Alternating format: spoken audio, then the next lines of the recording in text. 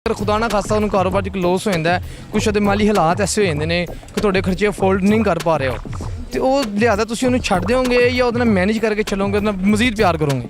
नहीं मैनेज करके चलोगे। ज़िंदगी में बुरे और अच्छे हालात आते रहते हैं, तो हमें मैनेज करके चलना चाहिए। ये नहीं कि हम बीच रास्ते में किसी को छोड़ दो। मैं पैसे को नहीं कंसीडर करती, मैं प्यार को कंसीडर करती हूँ। ऑब्वियसली मैं तो साथ देवांगी की सुने नहीं पुलिस वाले ने ब्याह करना चाहिए।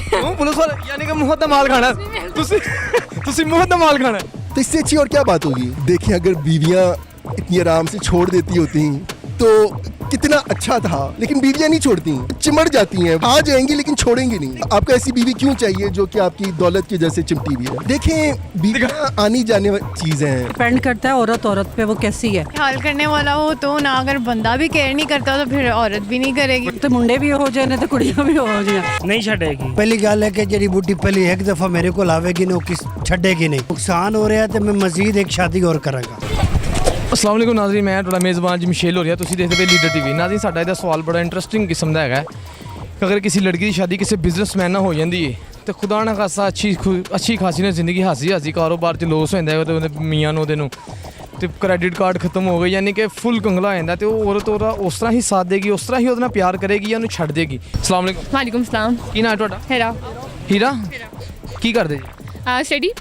ज़बरदस्त। अच्छा हीरा, साडा एक सवाल है बड़ा ज़बरदस्त किस्म का। अगर तुहाडी शादी हो जाती है किसी बिजनेसमैन बंदे ना, माशाअल्लाह ठीक ठाक बंदे ना, तुहाडी चलदी वासी खुशी हसी जिंदगी यानी कि जिस तरह भी गुजरती पई है बंदे अपना ठीक गुजरी है, अगर खुदा ना खासा उन्होंने कारोबार च लॉस हो जाता है, कुछ वो माली हालात ऐसे हो जाते हैं कि थोड़े खर्चे अफोर्ड नहीं कर पा रहे हो, तो वो लिहाजा तुम उन्हें छड़ दोगे या वो मैनेज करके चलोगे, मजीद प्यार करोगे?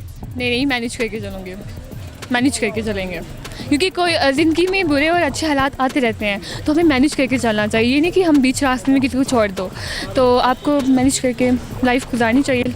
लाइफ इसी का नाम है, गम और खुशी का नाम है लाइफ। लेकिन कई कुड़ियाँ इस तरह भी कर दी कि जिन्नी देर तक पैसा है ठीक है, पैसा ख़त्म, तू कौन तो मैं कौन, इस नहीं बस। नहीं, फर्स्ट ऑफ ऑल मैं पैसे को नहीं कंसीडर करती, मैं कहती हूँ कि प्यार को कंसीडर करती हूँ कि इंसान के अंदर दिल होना चाहिए, एहसास होना चाहिए, तभी आपकी लाइफ गुजर सकती है, पैसे से नहीं गुजर सकती, क्योंकि पैसा तो आने जाने की चीज़ है। अस्सलाम वालेकुम। वालेकुम सलाम। की नाम है तुहाडा? आयशा। आयशा, ज़बरदस्त। ए दिलबल्डी च की कर रही है? फिरने।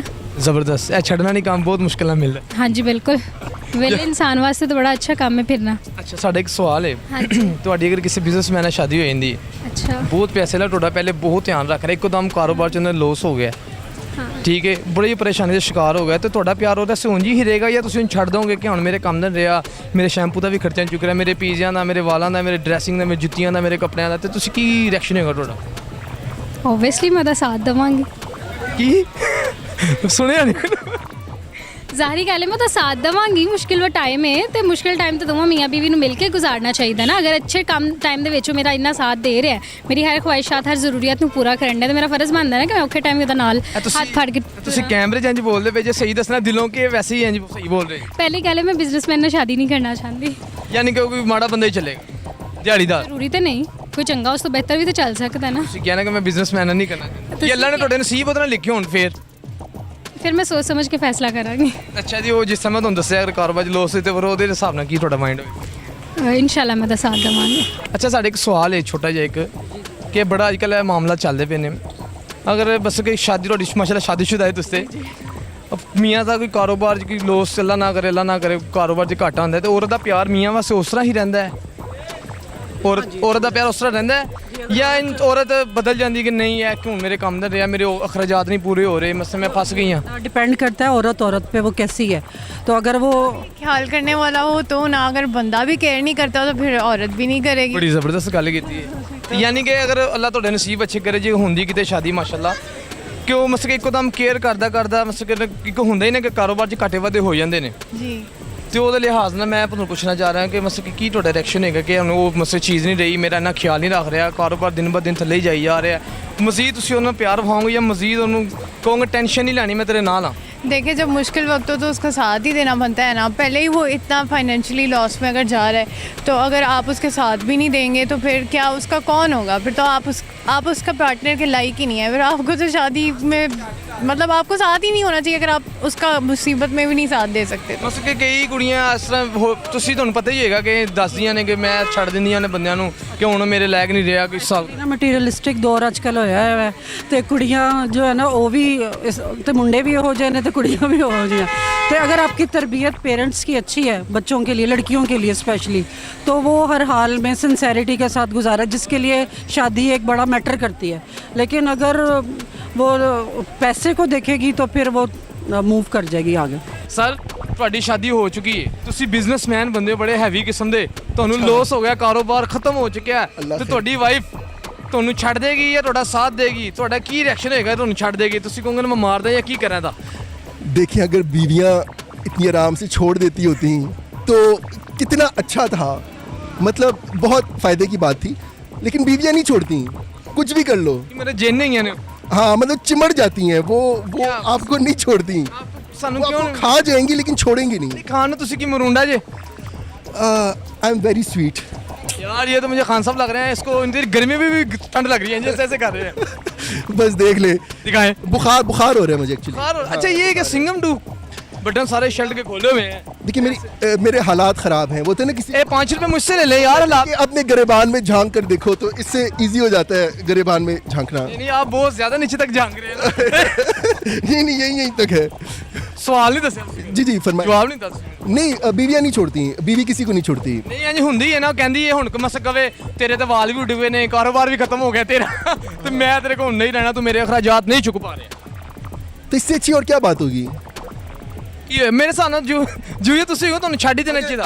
अगर छोड़ दे तो ये तो बड़ा अच्छा हो जाएगा ना। मतलब आपको ऐसी बीवी क्यों चाहिए जो कि आपकी दौलत की वजह से चिमटी हुई है? ਇੱਕ ਹੋ ਹੀ ਸਕਦਾ ਕਿ ਦੌਲਤ ਤੁਹਾਡੇ ਕੋਲ ਆਈ ਉਹਦੀ ਵੇਦ ਹੋਵੇ, उसकी वजह से दौलत आई है, तो फिर उसके होते हुए क्यों गई? ਉਹ ਇਸ ਕੋਲੋਂ ਕਹੇਗੇ ਕਿਉਂਕਿ ਤੁਹਾਡੀ ਪਹਿਲੇ ਦੌਲਤ ਉਤਲੀ ਉੱਡ ਗਈ ਹੈ, ਫਿਰ ਉਹ ਵੀ ਨਾਲ ਹੀ ਉੱਡ ਗਈ।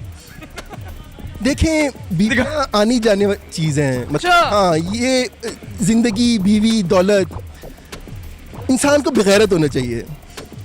ये एक परमानेंट चीज़ है। यानी कि ये आप महसूस कर चुके हैं, ऐसी आपका एक्सपीरियंस है? दौलत जो है ना वो कोई मैटर नहीं करती, कुछ मैटर नहीं करता दुनिया में। भूल जाएं सब कुछ, ठीक है, मर जाएं।